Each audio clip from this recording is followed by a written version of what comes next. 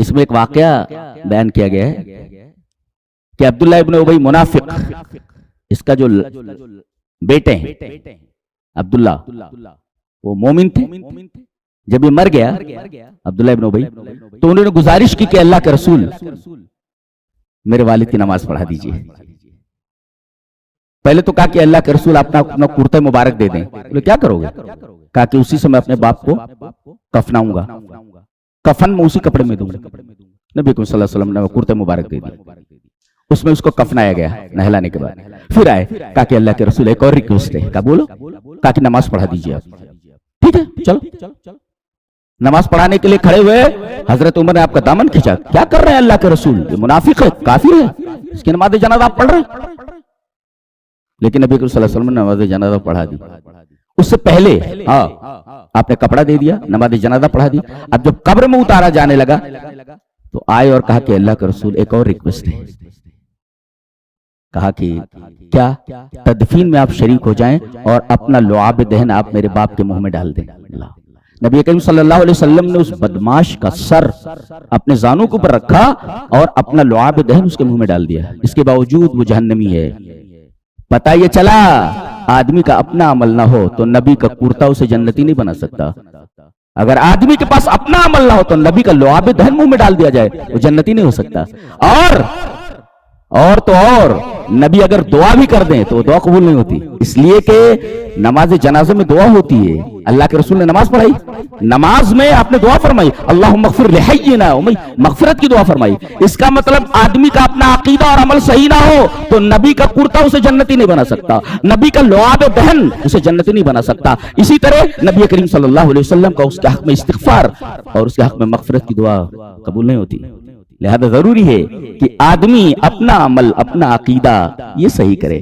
آج باباؤں کے پیچھے حضرت ہے جنت میں. جنت تمہارے باپ کی ہے، باپ کی تمہاری جنت، تم چلے جاؤ گے. بابا پکڑ کر لے جا. بابا تو خود خطرے میں، بابا خود خطرے میں، پتہ نہیں ان کی سب کیا ہونے والا. اور کیوں؟ یہ میں ایسے نہیں کہہ رہا، اللہ کے رسول سے کہلوایا گا. آپ کہہ دیجئے قل ما کنت بدعا من الرسل وما ادری ما يفعل بي ولا بكم. آپ کہہ دیجئے میں کوئی انوکھا رسول نہیں ہوں اور میں نہیں جانتا کہ میرے ساتھ کیا کیا جانے والا ہے اور تمہارے ساتھ کیا کیا جانے والا ہے. یہ نبی کہہ رہے ہیں کہ میں نہیں جانتا کہ میرے ساتھ کیا کیا جانے والا ہے اور تمہارے ساتھ کیا کیا جانے والا ہے. یہ بابا خود خطرے میں، پتہ نہیں اس کے ساتھ کیا کیا جانے والا ہے، یہ تمہیں جنت میں لے جائے گا. کہتے ہیں اچھا کہانیاں جب کہی جاتی ہیں تو آدمی عقل بھی نہیں لگاتا، اس لیے کہ جو شرک کرتا ہے، بدعت کرتا ہے نا، اس کی عقل اسی مت ماری جاتی ہے. جی سبحان اللہ، کہا ہے کہ سبحان اللہ بھی کہہ رہے بابا فرید رحمہ اللہ. حالانکہ میرا خیال ہے یہ عمل ان کی طرف منسوب ہے، وہ ایسے نہیں تھے. بابا فرید ایک کچے دھاگے سے 12 سال تک کنویں میں لٹکے رہے. سبحان اللہ، کہا ہے کہ سبحان اللہ. پوچھو ایسا انہوں نے کیوں کیا؟ اس لیے کہ آدمی کے بدن کا اس کے اوپر حق ہے. کیوں لٹکے آپ؟ پیر اوپر منڈی نیچے کیوں کیا آپ نے؟ کیوں لٹکے آپ کے بدن کا آپ کے اوپر حق ہے. ان لجسدک علیک حقا، آپ کے بدن کا آپ کے اوپر حق ہے. آپ بے جا اسے تکلیف میں نہیں ڈال سکتے. ایک سبحان اللہ تو کہہ دیے، یہ نہیں پوچھے کہ جو آپ لٹکے ہوئے ہیں نماز پڑھ رہے ہیں کہ نہیں 12 سال تک، اور نماز کے لیے وضو ضروری ہے. پھر وضو کہاں ہے؟ پھر شادی کیے تو بال بچے، اگر بال بچے ہیں تو ان کی خبر گیری کرو. سبحان اللہ، ارے کتنے اعتراضات ہیں اس کے اوپر، معلوم ہے آپ کو؟ اس کا مطلب یہ ہے کہ یہ سبحان اللہ کہنے والے ان کے پاس عقل ہے یا نہیں ہے؟ اور کوئی بزرگ ایسا تھوڑی کر سکتا ہے.